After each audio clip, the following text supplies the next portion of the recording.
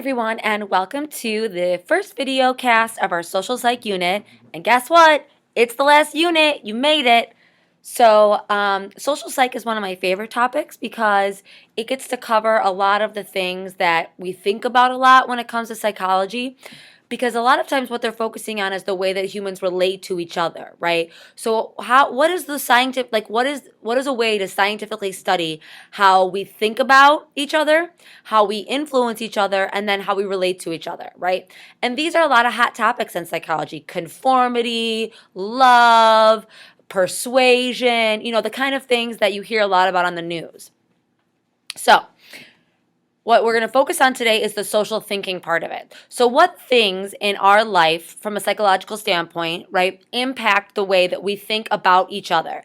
The way you think about me, the way that I think about you, and what's the bigger meaning of that? First thing, attribution theory is the idea of explaining the cause of someone's behavior, including your own. So attribution theory is based on the fact that when somebody does something, you explain to yourself why they're doing it or why you are doing it, right? You have to decide or explain why people do certain things, like when someone cuts you off when you're driving, right? And you think to yourself, right? So the idea here is you've explained why they cut you off because they're a jerk, right? Or you could have said, wow, like that person must really be in a hurry to go to the hospital, okay? So you have two choices. You can either explain that somebody is doing something because of an internal disposition. This would be like, he's a jerk. It's something about him or her as a person, right? Their personality, their internal disposition about life, or whatever they bring. Or is it some sort of external circumstance? So this would be like, oh, they're in a rush to get to the hospital, or oh, they were eating and they dropped something, or oh, they had a bad day at work, right? It's not about who they are, but about what happened in their surroundings. So a lot of times we make errors when we make attributions, right? When we decide attributions, why somebody did something, we often make an error and we assume something that's not correct, right? So one of the most common errors that we make when judging other people's actions is something called the fundamental attribution error. This is when you overestimate the effect of an internal disposition on others' behavior.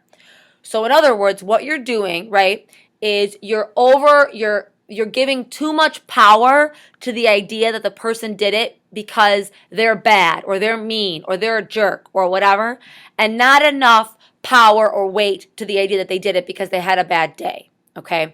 So what we tend to do is we overestimate the effect of an internal disposition on another, right? But for ourselves, we're always like, oh, I just had a bad day, or oh, blah, blah, blah, blah. It's always about the situation, okay? And actually, you're more likely to make the fundamental attribution error of people you don't know.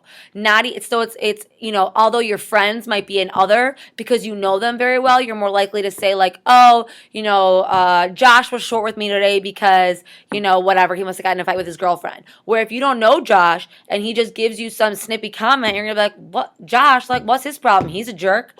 So it's how well you know someone, and since you know yourself the best, right, you're more likely to say, oh, it's just the situation.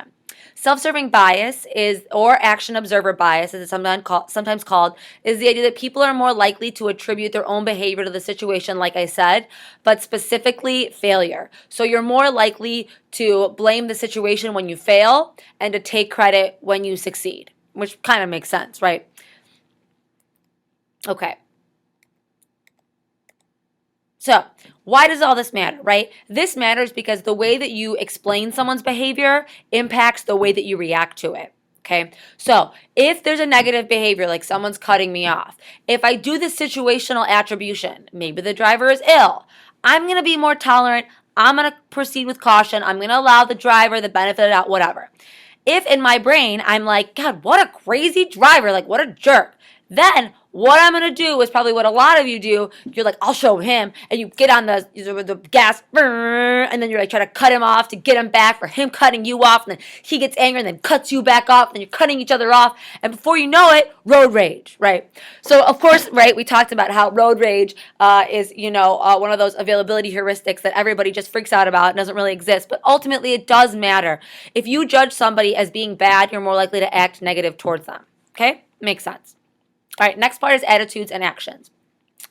So, an attitude has three parts. It has a cognitive part, so what you think, an emotional part, what you feel, and a behavioral part, what you do, right? And most of the times we assume that what you think and feel, right, the cognitive and emotional impact, the cognitive and emotional components impact behavioral. So what you think and feel impacts what you do. But sometimes what you do can actually change the way you think and feel, okay? So remember, there's three parts. So, where do these attitudes come from? How do you get attitudes, right? Sometimes certain attitudes are easier to get based on genetic predispositions to things, but mostly it's the environment around you, right? Your parents, okay? Classical operant conditioning, were you rewarded or punished for something? Did you have a terrible experience with a certain group of people or a certain animal or a certain whatever? Then now you came to fear them through classical conditioning.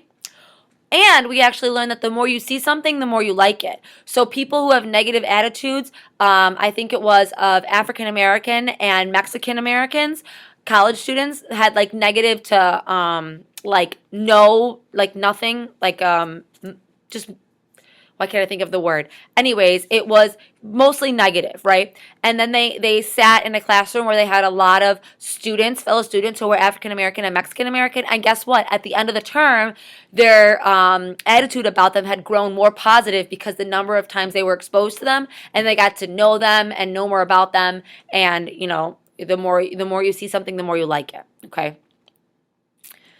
So if we have these attitudes, right, what if you want to change someone's attitude, right? So it's kind of the idea of like, what if you want to get inside someone's head, okay? So there's a couple of different techniques of persuasion. And of course, advertisers are really good at persuasion because they want to change your attitude to like whatever they're trying to sell. So there's one route, which is the central route. And this is where your attitude about something is based on arguments and critical thinking. So for example, if you have an attitude about global warming, your attitude is based on arguments and thinking. You've done your research, you've read both sides, you've made a decision, right? The peripheral route, which is used most frequently, especially by advertisers because they know it works quickly, and most people are kind of, a lot of times if you're the low motivation to really form an attitude, you're like, yeah, whatever. The attitude is based on cues such as celebrity, beauty, whatever, okay? An example of this would be like after you saw The Inconvenient Truth, and it's a movie by Al Gore, like, ooh, Al Gore, he's the president. Yeah, he thinks it's bad, so it must be bad. Or this Hardee's, Shakira, I don't know what she's saying about how good Hardee's food is, but they're definitely trying to use her celebrity and beauty.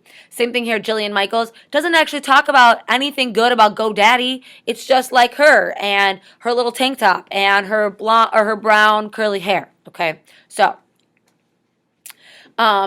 and what's very interesting about your attitudes is that when you're more aware of them, you're actually more likely for them to guide your actions. So this is called the looking glass effect. So what they found is that if they take somebody and force them to look at themselves when they are behaving in a certain way or when they're forced with a decision that they have an attitude about, they will be more likely to follow that attitude if there's a mirror there. So with college students, in this study, the majority of college students said that cheating was wrong. But when they sat down and they had to take a test and they had opportunity to cheat, 71% of them did. That's way more than the majority, right? But guess what? When they had to take that same test in front of a mirror, only 7% of them cheated. Same thing with losing weight. They actually find that the amount of fat that you consume goes down when you have to look at yourself eating the fat. This one guy was talking about how he put a mirror up on his refrigerator, so every time he went to go eat something bad, he would see himself, right? It's called the looking glass effect. So, attitudes usually guide your actions, right? The way that you think about something affects the way that you do, okay? However, it's not always the case. Attitudes often follow behavior. In other words, if you can get someone to do something, eventually they might change their attitude towards it, okay? And people use this all the time as other persuasion techniques. So the first way to change someone's attitude is the foot in the door technique. What they do is they ask people to agree to some small action. So just do a small behavior, like put a little sign in your window about something, right? Vote for whoever or gun control or whatever, right? And then a couple weeks later, they ask you for a bigger behavior, like putting a sign in your lawn, right? And what they found is that when people were asked to display a small sign for safe driving, and then later asked to put an ugly billboard on their lawn, 65% did.